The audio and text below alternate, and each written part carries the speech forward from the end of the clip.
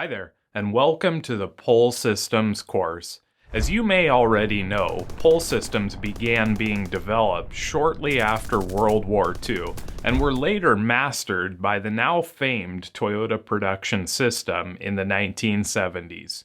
You will learn a great deal about how pull systems work all the way through from a customer to production. The basic idea of a pull system is to build to demand and eliminate waste. But before we get too deep into pull systems in this introduction lecture, let me first introduce some of what you will be learning throughout this course.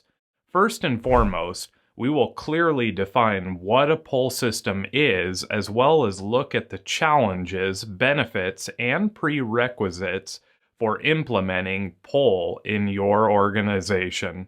Then, we will build on this foundational knowledge by discussing just what problems are associated with building loads and loads of inventory, and why you would want to build to demand. Then we will dive into some of the elements of pull systems as we make our way to implementation of a pull system. Here, we will talk about how a company moves from a push to a pull approach, as well as introduce key pieces of the puzzle like line balancing, leveled production, and much, much more.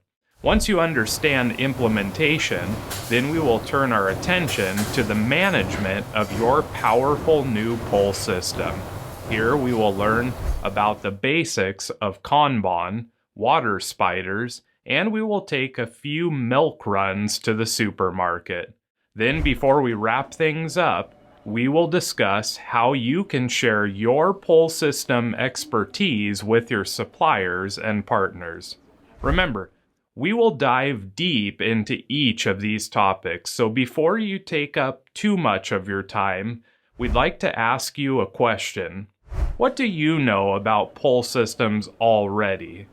Well, we look forward to reading your comments in the community comment section or anywhere you can put them, and we'll see you in the next video.